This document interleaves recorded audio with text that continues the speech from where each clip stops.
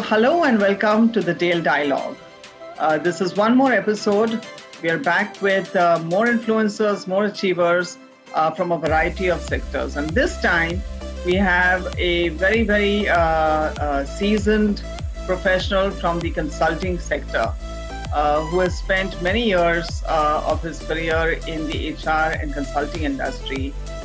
Please welcome Mr. Ajay Venkatesh, the Associate Director of the People and Change Practice at KPMG. So welcome, Ajay. Wonderful to have you on the Dale Dialogue. Thanks, Pallavi, and thanks to the entire Dale Carnegie team. It's my pleasure to be a part of this initiative. Wonderful. So I want to jump straight in. And, like I said, this is a dialogue that happens with people from different sectors. So I want to really ask you about for years we have been possibly in HR talking about the VUCA world, volatility and uncertainty, complexity and ambiguity that we will have to deal with. But, this is a black swan event that possibly has taken that VUCA in all its aspects and put it on steroid, and we didn't see it coming.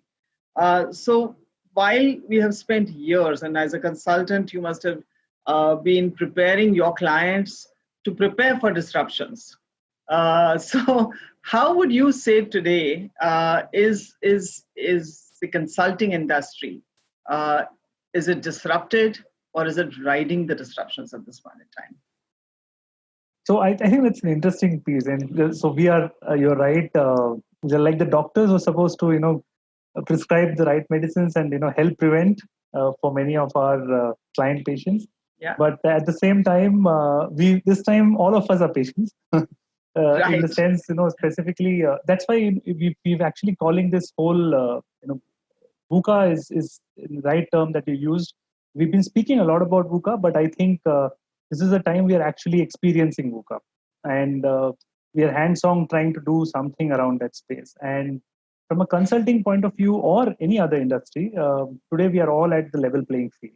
So yes, disruption in a big way in terms of overall business, in terms of the way we've approached our clients, and clients also thinking about their own future, which is what has changed the entire game today in the consulting space. And more interestingly, so with the change in the overall sphere of the offerings that we have, and if you observe what's happening in the market today, you'll observe that everything has started from scratch again. So that's why we are calling, even our POVs when we go into the market, we are saying zero-based or, zero-based approach, or everybody's starting from scratch. So we are all now at the same playing field, level playing field, and we have to now reinvent ourselves. I think that stands good for us. I think it's standing good for all other companies as well. Well, that's a very interesting take. We are all at the start line. So it's really in our control how we're going to, which one of us is going to hit the finishing line first or get past where we need to get past in terms of our milestones. So that's actually an optimistic note. But tell me, in your various conversations with your clients, and I'm sure you have a variety of clients, big and small, in different sectors and things like that, are you seeing a common thread of challenges that industry is going through? Anything that you would like to highlight particularly? Oh, absolutely. So I would say there are three large imperatives that organizations are facing today, and rightly said, had multiple interaction with different clients in different industries. So let me start with the industries first, in terms of the kind of impact that this crisis has caused for different industries is different. I mean, if you observe, some industries have been immensely impacted by the crisis because of the lockdown, shutdown in terms of business, overall supply chain challenges, etc. However, some industries which have been in fast-moving goods or in areas of delivery, etc., you find that they are actually in a hiring spree. So they're investing heavily. They're the growth path. So some are leveraged the opportunities that the crisis has brought. Some have been devastated. However, some of them are trying to figure out some newer opportunities. So now coming to the element of what are the imperatives that all these industries are focusing on. the first and the most important imperative that all of these industries, and it's a common thread, trust me, it's a common thread binding all of us, forget the industry, all of us today, is cost. Oh, yes. So, how do we optimize costs? And this is a large discussion in boardrooms. It's been over the last couple of months.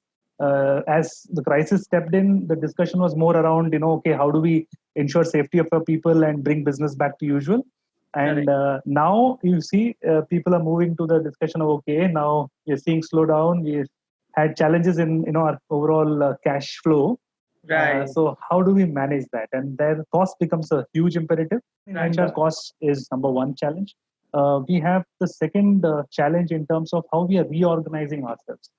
So as an organization, how are we restructuring to help, as you rightly mentioned, in terms of how do we reinvent ourselves and who will then become the guy who is going to cross the first finish line? Right. So how do we restructure ourselves? How do we reorganize ourselves? Is a big question mark. Organizations are relooking, especially with the element of work from home happening, virtual work happening. So organizations are thinking of how long this is going to last and how do we then reorganize and ensure that we are able to come back and manage business as usual before. So that's the second large imperative, specifically around mental wellness. With the current scenario and the way we are working, so employee health and overall organization health is a third large imperative that organizations understand that, yeah, this is a challenge, but probably are not giving high priority today, but will be of much high priority going forward. Right. And underpinning all of this is the overall organizational culture in terms of, do we see some software changes that are happening, the way leaders are, dealing with their people, etc. So that's the a fabric that organizations are aware, again, not having a priority as of now. Yeah. Everybody is talking about the new normal and where it will go. And it's, I think, stargazing at this point in time because it's still early days and nobody knows what shape it will take. But I guess companies or managements have begun to take some bets on which direction they might want to go, because somewhere you have to plan for that. So where do you think HR can play a role, or what should they be doing at this point in time? Obviously, what you've mentioned is really the reaction or the management of what's really happened around us. But in terms of preparing for a forward plan for potentially whatever is the new normal that may have been figured out by the respective managements, how do you think HR should really start looking at it right now? It's a great time to be in this field, if you ask me. However, it's a tough time too, because of course, you'll have to probably take some strong decisions as well for the organization, and you will have to play that role as you move forward. So, how can HR support? I think very strong business partnering along with the leaders of the organization in reinventing how we are planning to work. So the large part of HR time should go in the way we are going to organize ourselves. That's the first piece in terms of how do we structure ourselves. When I say structure, we also come into what are the kind of roles we have and who could probably work from home, and which are the roles which we need to have on site, for example. So HR plays a big role in terms of the way business organizes, which basically means there are two areas of cost savings also that HR can look at. One is around the workforce and second is around the workspace. So that's the way they can actually contribute to the business. So one is directly partnering with the business and contributing to the business. Now coming to the HR role towards the human resource part of it, which is the human capital part of it. First and foremost is in today's context and for some time to come is going to be employee welfare. And how are we managing that? So employee safety, ensuring that your employees are safe, and if they have to travel or anything else, what guidelines are we setting to ensure a higher amount of employee safety? And like I mentioned, in terms of wellness, how do I ensure that with the current ways of working and of course the general anxiety that's prevailing in the market, how do I ensure that my employees stay fit? Becomes very, very important. Otherwise, our overall business objective is all going to crumble. The whole everybody is really focused on employee wellness and employee health and employee mental health, but the leaders are always the loneliest at the top. and nobody's really talking about mental health of leaders or CEOs for that matter. What's your perspective on that? So, and you're right, and the large part of challenge rests with the leaders, and as always, because anxiety is very high. Even collaboration and the way leaders are operating at their own level in terms of peer collaboration and leadership itself causes a lot of anxiety, because the way we used to operate to the way we are operating, if I were to call the new normal parlance, uh, is very different.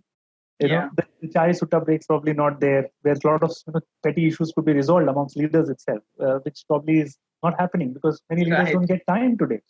Yeah. The second challenge leaders are facing is at their home turf. Because of being engaged over multiple calls, being in multiple firefighting areas, many a times they are losing out on their family time, and that's a personal challenge that they're facing as well. All these are leading to tremendous mental anxiety, and the third and the most disastrous one is the financial mental anxiety. If you observe, and in majority of the firms, leaders have taken a pay cut. Yes. So that's on the financial side as well, to be secure in terms of, okay, so I'm taking a pay cut for my organization, so I need to ensure that we are coming back and we are stable. Yeah. And my own brand as a leader stays intact, causes even more further anxiety in the individual. It really goes back to that because I think just even before COVID, I think the lexicon was changing from work-life balance to work-life integration, and we were saying this always-on culture, etc. But it's taken it to the next level in this lockdown situation where people are forced to be at home and forced to pitch in even more without any support staff at home, as much as they have to struggle and keep pace with a crisis at work in a sense. So this work-life integration has become so real, every day in Zoom meetings, and we are seeing this even on television news and stuff like that, that babies are coming into Zoom and the dogs are barking and the pressure cooker is whistling and somebody's screaming at somebody and all that. So your personal lives are coming into the work life. So there was always this idea and notion of professionalism. And is that getting challenged? Is that is this a good development that you're peeking into people's personal lives and their other side, their private life that you possibly never really encountered with? Is this a good development, and how does that augur for organizations? A very difficult question to answer, to be very honest, because it's different for different individuals. If you ask me, if you see social media today with young population, the millennial generation, they love sharing their personal space quite a bit.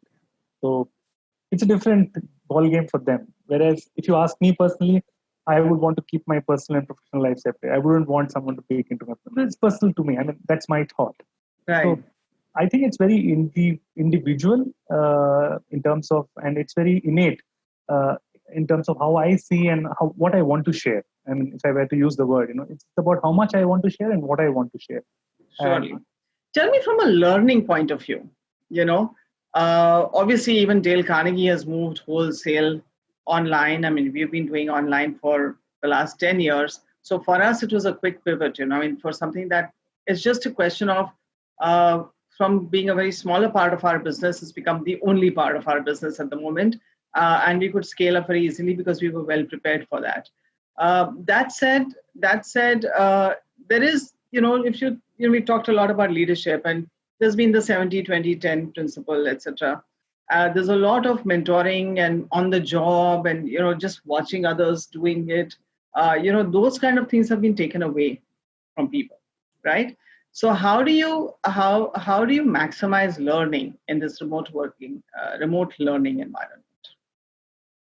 So I think from a learning point of view, this is a phenomenal opportunity. I think Dale Carnegie has always been prepared on this space, which has actually given you the edge to move faster compared to various others who are probably not prepared. However, this whole crisis has actually helped us think from a point of view of you leveraging technology and utilize that to help reskill people in a much more faster and voluminous way. I mean, in terms of, you can achieve scale. Organizations are leveraging technology to the maximum, where feedback, discussions, mentoring, etc., using systems and technology is happening. In fact, going forward, I'm also seeing a large use of applications. I mean, apps on phone as well, which probably will give me some positive nudges in terms of, okay, if I'm doing this, I should encourage, or it encourages me to do it in a particular way, for example, a task or a project. So nudge based systems are going to be developed, which the manager can actually feed in, that this is a project I've given to my team member, and these are some of the nudges I would want to select, that that needs to be given to him, because I know that he's, for example, not very organized. So how do I ensure that he's getting organized fully? So some nudges that keep going to him, and that helps that person build up that space. So learning is going to happen in a medium using technology, and people who are going to be more conversant and people who will be utilizing technology more and more will find skilling much more easier. One, that brings me to the point of learning. Immense scope and opportunity that I see, and what I'm seeing and hearing from clients now. And I'll take you back to my first point of when I said HR's big role is in reorganizing the way they are working. When I said that, I also meant the kind of roles that may emerge and change. For example, a role which was probably I was probably doing it as an individual. I may probably doing it in a hybrid model with a bot tomorrow. I may work with a bot. So how do I get reskilled to be able to probably maximize my productivity in that role? So learning is going to play a huge role, no doubt about it. So what do you think are those perennial skills that people must cultivate? Okay. I'll break it up into two ways. One is on the cognitive aspect of it. People will need to improve and work hard on their critical thinking ability. Very critical clear. Thinking, yes. Very important. It's sure. going to become more and more important, because the roles that will exist or will continue to exist going forward as we reorganize in the next 4 or 5 years, not today, next 4 or 5 years, and you'll see this happening. Will become more and more cognitive, or will need to work with technology, where your role will become more and more strategic. So tactical roles, or roles which are doing voluminous tasks, will slowly, I'm not saying today, but next 4 or 5 years at least, a lot of these roles will be done by machines, which means that your role as an individual you need to build your cognition. So critical thinking will become very, very important. On the other software element of it, communication, we still, I think, we don't know what communicates. Communication is huge. People think communication is just about you and me talking. It's way beyond that, and so much, and you know better. So communication skills and deep communication skills program at various levels, not general communication. So for leadership, it's imagine today's situation. How many organizations are actually running structured communication skills program for leaders? How do they talk to their people? Are they sensitive enough? Are they empathizing the way? I mean, we are talking about it, but are we skilling our people? Because this is going to be important in the next maybe 1-2 years in this current situation with more work from home happening, for sure. Right. So second, communication skills. And third, around the technology space, data crunching. So data related, so data analytics and data related skills. So anything to do with data. I mean, like organization like ours are also preparing everyone. I mean, we've had in the last 3 months, we've had multiple online courses for all of us. And it was interesting too. I was part of a few of them. It was damn interesting, where it taught us basics of data analytics, data modeling, and things around data. Right. So this is going to be very, very important. For some, maybe extremely important, because who are going to go into the data analytics space and going to work more with AI based systems, etc. The data modeling is going to be very important for them. For them, it's going to be very critical. For others, understanding of data, using numbers, number crunching, and how I use my mind around those becomes going to be very important. Absolutely. And I think you talked about the fact that we're going to have to work with robots and possibly look at how do we reskill ourselves for working with robots maybe. So I think eventually seeing the growth in AI and the growth in robotics and machine learning, one worries about where the lines get blurred between being a human and being a a learning machine in a sense. And so what do you think will differentiate us as human beings with what's really coming in the world of AI at the workplace? I think AI, while they're still trying, I think the one line answer is EQ. That's Right. what is going to differentiate and is a game changer. Right. Where again, I would want to stress the fact that we've spoken a lot, we're not doing too much in I that. want to simply ask you, which is your favorite Dale Carnegie principle and why? I will just stick to one which I really like. I mean, two of them actually. All the principles are fantastic, but a couple of them I really like. I think one of the principles that says and goes very well with today's circumstances, which is fill your mind with thoughts of peace, courage, health, and hope. So which is basically building that mental resilience, which we are talking of today quite a bit. How do I build that mental attitude and resilience that actually brings that peace and happiness within me and drive the same for others as well? So if you see the other principle, one of the principles is also about creating happiness for others. So these are two things I think are extremely important. And if we are able to live by that, we'll make a better working world and build a much more happier working world. Absolutely, and we dwell so much about mental health, and I think what we need in a crisis is a lot of resilience, of course, but a positive attitude. And I think these principles and what you just said are some very key pointers on how we can keep ourselves very centered and moving forward in a way that we engage with others in this socially distancing world. We still engage with others because we draw as human beings energy from other humans. So I think on that note, I would really like to say thank you so much.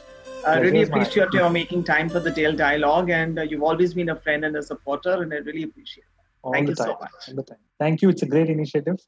Thanks. And please stay safe.